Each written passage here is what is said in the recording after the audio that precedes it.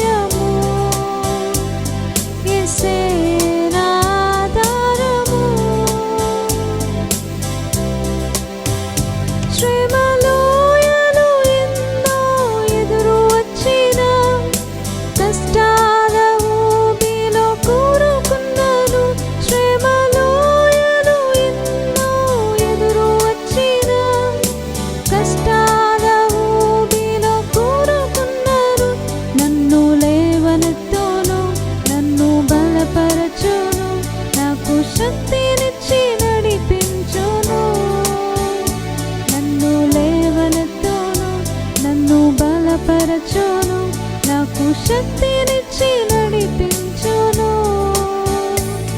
యేసే నా ఆశ్రయము,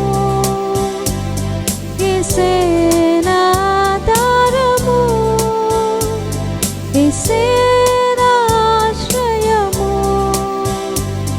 యేసే నా ఆధారము.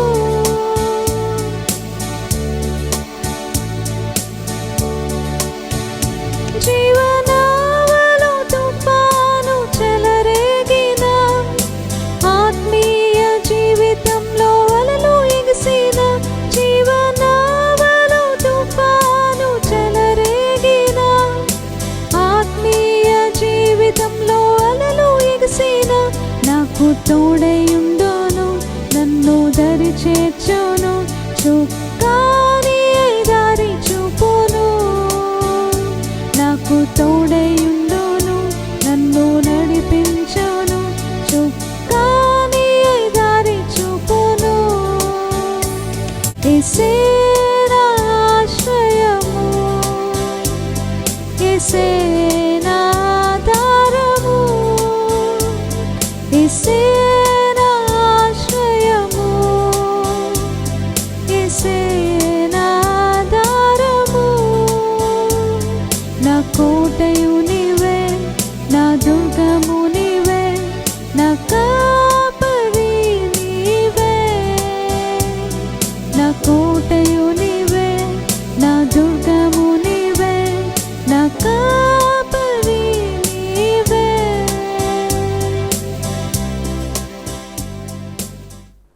ప్రియులారా, ప్రభు పేరట మీ అందరికీ శుభాలు.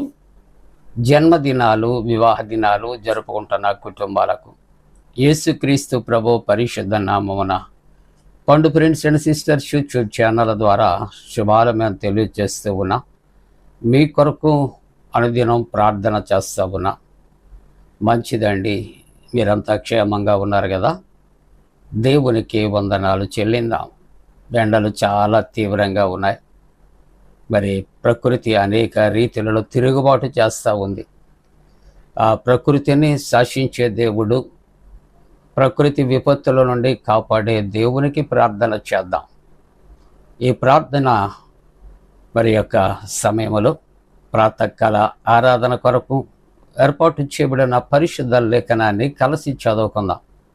అందరము కూడా పరిశుద్ధ గ్రంథాలు తెరచి మత్తయి సువార్త 5వ అధ్యాయం 14వ వచనాన్ని మనం చదువుకుందాం.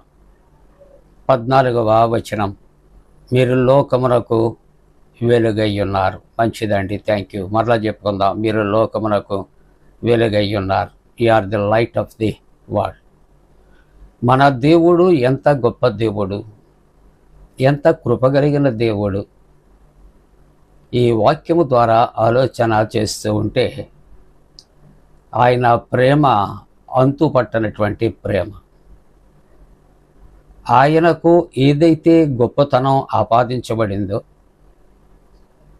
అటువంటి గొప్పతనము తన బిడ్డలకు కలిగి ఉండాలని ఆయన ఆశపడుతున్నాడు. ఆయనే లోకానికి వెలుగై ఉన్నప్పుడు ప్రభు మనతో అంటున్నాడు, మీరు కూడా లోకానికి వెలుగై ఉన్నారు.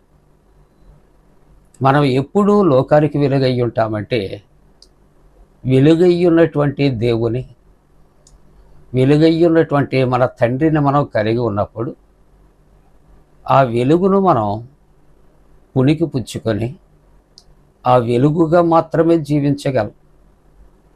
ఎందుకంటే వెలుగై ఉన్నటువంటి యేసు ప్రభువు లేకుండా మన జీవితాలకు అసలు వెలుగంటూ ఉండదు ప్రియులారా. వెలుగులో ఉన్నాము అని ఒకళ్ళు భ్రమిస్తూ ఉంటామేమో, వెలుగులోనే నేను నడుచుకుంటున్నాను అని ఒకళ్ళు చెప్పుకుంటున్నామేమో, కానీ చెప్పుకుంటూ తప్పిపోతున్నాం, చీకటిలో మనం ప్రవేశిస్తూ ఉన్నాం. కాబట్టి దేవుని యొక్క వాక్యం ఈ ఉదయకాలం అంటోంది, మీరు చీకటి కాదు, మీరు వెలుగు సంబంధులు, మీరు లోకానికి వెలుగై ఉన్నారు అని దైవవాక్యము బోధిస్తూ ఉన్నది. అందుకని దేవుని యొక్క వాక్యము పరిశుద్ధ గ్రంథము నుండి మీకా గ్రంథము 7వ అధ్యాయం 8వ వచనములో ఇక్కడ దైవవాక్యం అంటుంది, నా శత్రువా, నా మీద అతిశయపడవద్దు. అంటే శత్రువు ఏం చేస్తూ ఉంటుందంటే దేవుని పిల్లలను వశపరుచుకుంటూ దేవునికి దూరస్తులుగా మనలను నడిపిస్తూ దేవుని యొక్క వెలుగును కోల్పోయి చీకటిలో సంచరించటానికి ప్రయత్నాలు చేస్తుంది. ఆల్మోస్ట్ ఆల్ అపవాది తన సొత్తుగా మనలను చేసుకున్నప్పుడు అది అతిశయిస్తూ ఉంటుంది. ఎందుకంటే నేను గెలిచాను అని. కానీ ఈవేళ దేవుని యొక్క వాక్యం అంటుంది శత్రువుతో, నా శత్రువా, నా మీద అతిశయపడవద్దు. నువ్వు ఒకవేళ ఇంతవరకు కూడా నన్ను అన్ని విధాలుగా నన్ను పట్టి పీడించి అవమానపరిచి కృంగదీసి నన్ను ఒంటరి వాణిగా చేసి గెలిచాను అని నువ్వు అనుకుంటున్నావేమో, కానీ నువ్వు అలాగ అనుకోవలసినటువంటి అవసరత లేదు. ఎందుకు అంటే నేను క్రింద పడినా నేను తిరిగి లేస్తాను. ఎంత గొప్ప మాట అండి.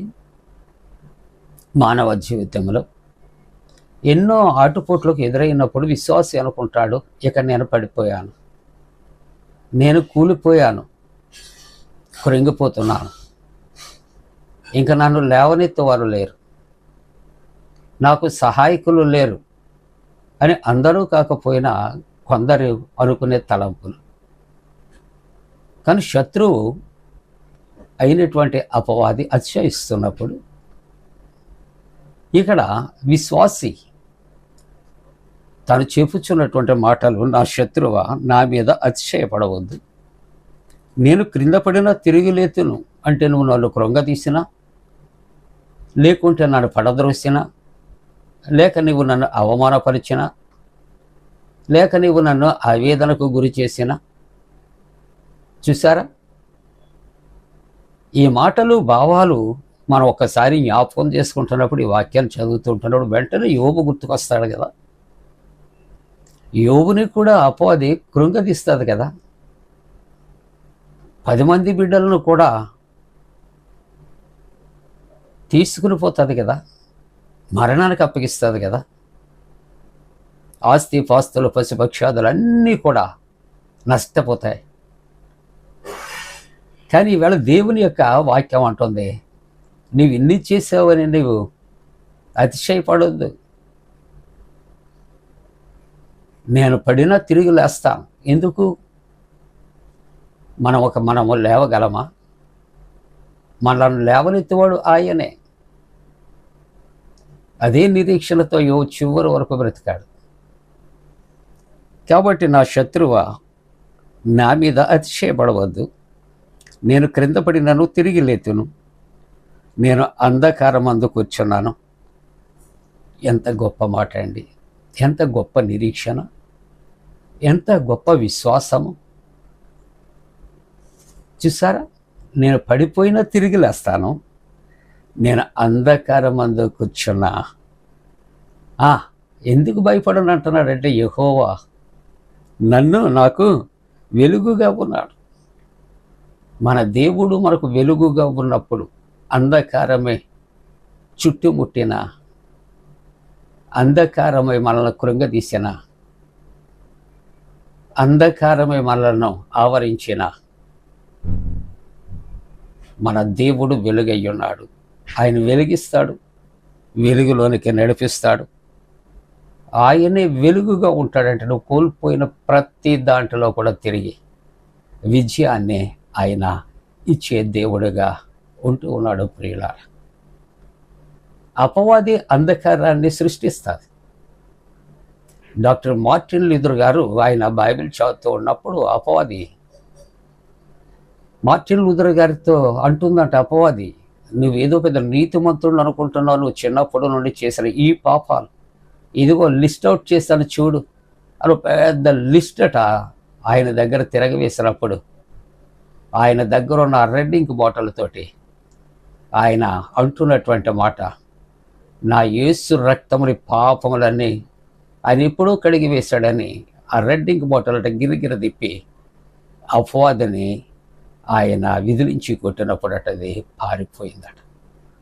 ఇప్పటికి ఇంకా కూడా ఆ శిరామరకలు విటెన్బర్గ్ కోటలో భద్రపరిచారట. విశ్వాస జీవితంలో అపవాది ఎప్పుడు ఆడుకుంటుంది ప్రియులారా, ఎప్పుడు కృంగదీస్తానికి ప్రయత్నం చేస్తారు. ఇతరులు అనుకుంటూ ఉంటారు, వీళ్ళ పని అయిపోయింది, వీళ్ళకి వెనక ముందు ఎవరూ లేరు, మేము కూడా విడిచిపెట్టేశాం, వాళ్ళకి ఎవరు తోడు, వాళ్ళ పక్షంగా ఎవరు ఉంటారు. ఇటువంటి మాటలన్నీ కూడా ఒకడు మానవుడు అనుకుంటాడేమో, కానీ బలవంతుడైనటువంటి దేవుడు నీ పక్షంగా ఉన్నాడు, నా పక్షంగా ఉన్నాడు, మన పక్షంగా ఉన్నాడు. కృంగిపోనివ్వడు, కూలబడనివ్వడు. అందుకే శ్రేష్టమైన వాక్యం, నా శత్రువు నా మీద అతిశయపడవద్దు. నేను క్రింద పడినను తిరిగి లేతును. నేను అంధకారమందు కూర్చున్నాను, యెహోవా నాకు వెలుగుగా ఉన్నాడు. ఈ ప్రాతకాల ఆరాధనలు